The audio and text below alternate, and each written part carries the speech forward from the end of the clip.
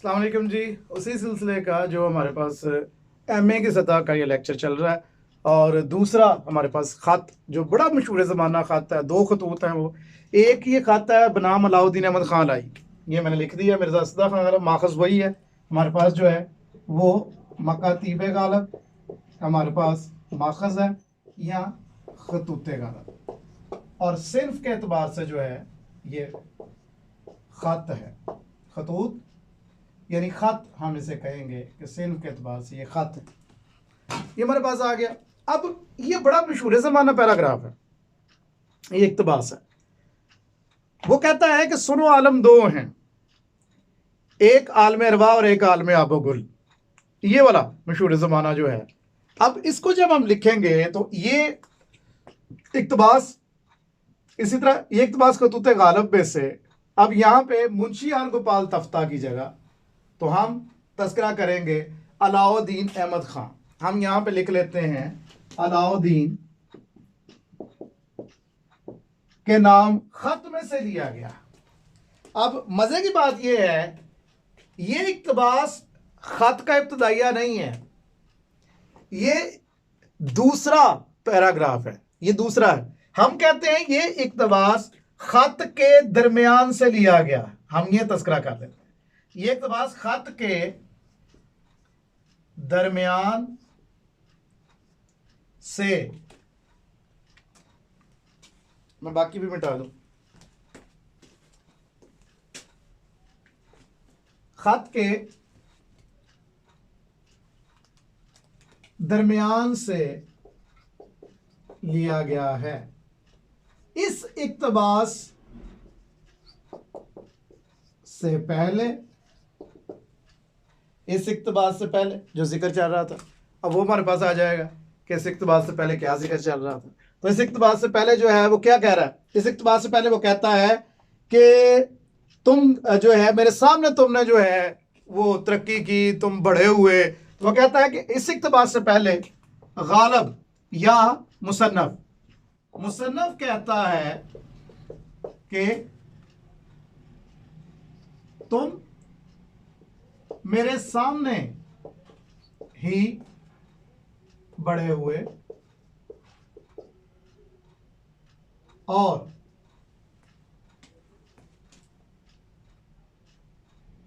मेरे लिए तुम हकीकी औलाद की तरह ही अहमियत रखते हो।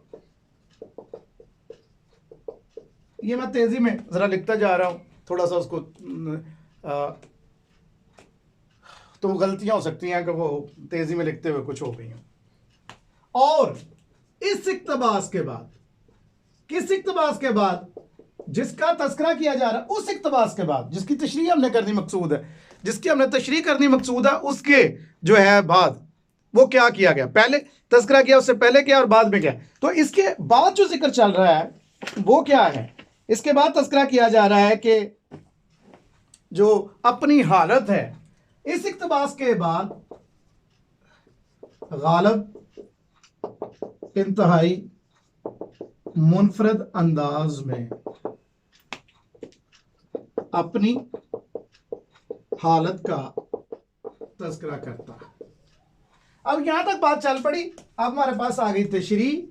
तशरीह का ये हिस्सा जो है असल चीज है, असल चीज तशरीह का यही हिस्सा है जहां पे हमें ये समझना पड़ेगा। और ये खत ऐसा जबरदस्त किस्म का है कि जिसमें अलामतें भी हैं, जिसमें तशबीहात भी हैं, इस्तारात भी हैं, जुमानियत भी है, तो सारा कुछ मौजूद है। तो ये हमारे पास एक साकुस्बाक आ गया। अब हम ज़रा आगे चलते हैं तो वहाँ पे हमें नज़र आता है कि जनाब हमने जो तस्करा किया अभी कुछ देर पहले, वही सारा का सारा जो मैंने कुछ देर पहले आपको बताया था कि आगाज़ तशरीह का किस तरह करना है, आगाज़ इसका इस तरह करना है कि ये ख़त मशहूर ज़माना शायर असदुल्ला खान गालिब, जिन्हें अपनी फ़ारसी दानी पे नाज, जिनकी शायरी जो है वो किसी शक व शुबा से बाला, वो सारा कुछ आप लिखेंगे और तस्करा करेंगे, वो जिद्दत का अमल है वगैरह वगैरह। उसके बाद आ जाएंगे इस इक़्तिबास पे। ये इक़्तिबास बुनियादी तौर पे गालिब की सोच का मज़हर।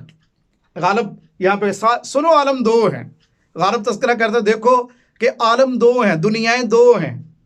एक आलम अरवाह है, एक आलम अरवाह है यानी रूहों का आलम, आलम जहान। एक आलम जो है वो दुनिया जो है वो रूहों की है, यानी कौन सी, जहाँ पे रूहें बनती हैं, आती हैं और फिर उसके बाद वापस चली जाती हैं।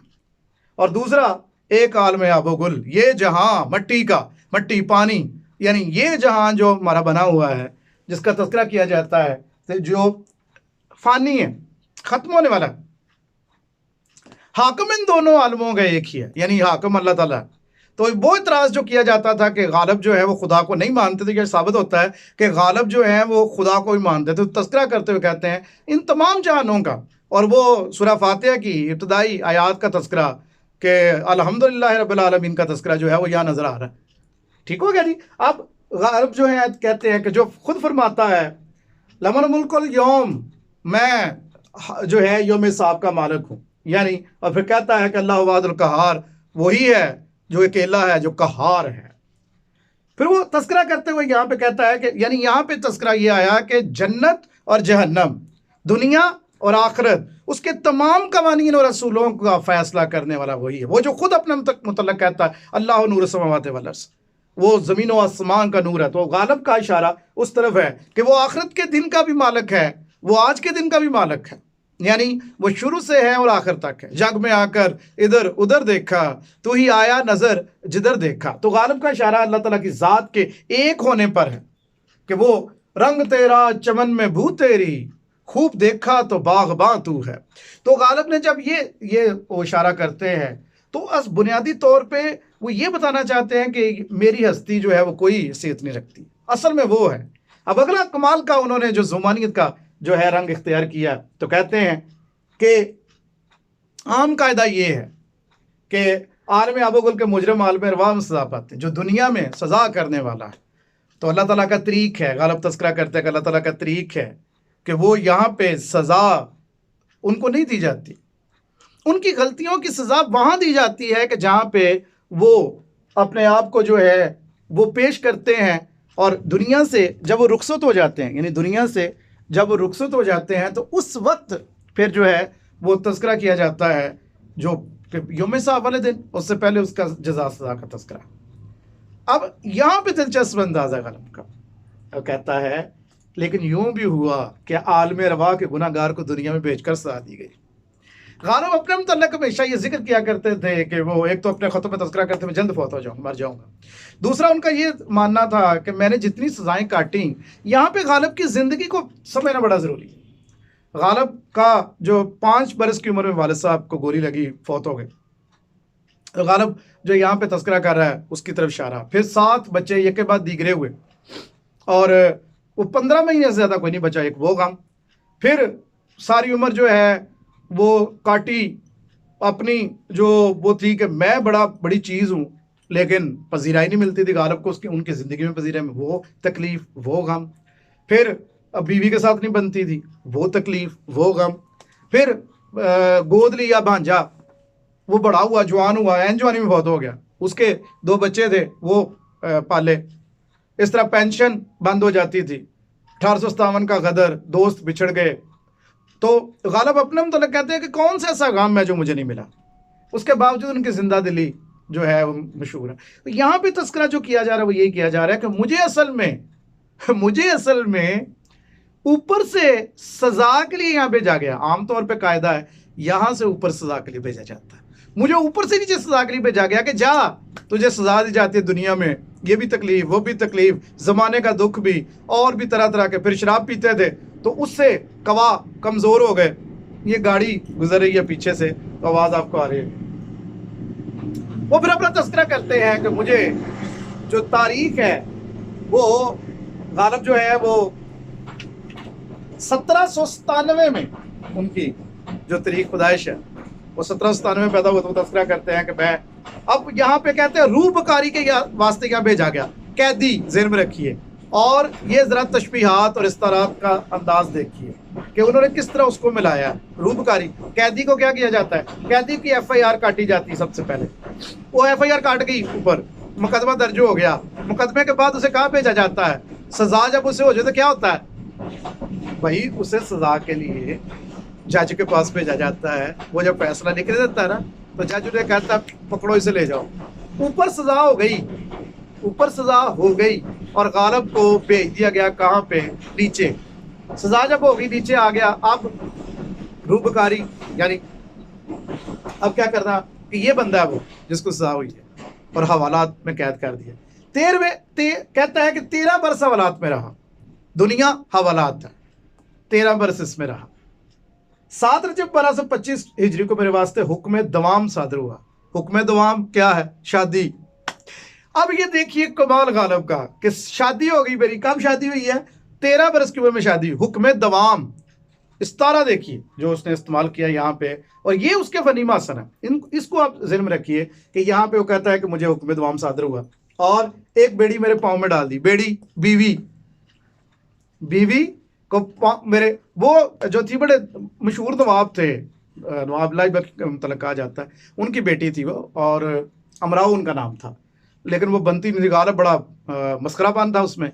वो बड़ी जो है लाड से पली हुई थी, तो गालिब ने सारी उम्र इसने बसर कर दी। बेचारी थी वो अच्छी खातून, और बड़े बड़े लतीफ़े भी मशहूर हैं इस हवाले से। कहते हैं कि दिल्ली शहर को जिंदा मुकर गया। कैदी के लिए कोई मुकर्रर किया जाता है कि कौन सी जेल होनी चाहिए, तो उनके लिए दिल्ली मतलब दिल्ली, और मुझे जिंदा में डाल दिया। मैं इस कैद खाने में पड़ गया। फिक्र नज़्म नसर को मुशक्कत ठहराया और मेरे कैदियों के लिए सज़ा मुकर्रर की जाती है। तो क्या सज़ा होती है? वो सज़ा होती है कि कोई पत्थर तोड़ता है, कोई जो है वो काम करता है, कोई पौधों की काट छांट करता है। तो गालिब कहते हैं मुझे नज़्म नसर कि मैं शायरी करूं, और मुशक्कत उसने कहा। मीर तकी मीर ने कहा था ना कि वो बड़ा मशहूर ज़माना उनका शेर है कि खुश्क सेरों तने शायर का लहू होता है, फिर नजर आती है एक मिसरा तर की सूरत। ये वही चीज़ है यहाँ पे नजर आ रहा है कि गालिब भी कहते हैं कि इंतहाई मुश्किल काम मेरे ज़िम्मे लगाया गया, वो नज़्म और नसर थी। और फिर बरसों के बाद जेल खाना से भागा। ये वो वाक़या है जब गालिब जो है वो कलकत्ता गए और सारे घूमते फिरते रहे, और फिर वो कहते हैं वापस आ गया। और यही वो दो हथकड़ियाँ मेरे हाथ में बढ़ा दी गई, वो 2 बच्चे जो थे, जो आरफ के बच्चे थे। आप ज़रा अंदाज़ा लगाइए इस खत का। जिसको इसका पस मंज़र नहीं पता इस खत का, वो ये खत कर ही नहीं सकता, वो इसकी तशरीह नहीं लिख सकता।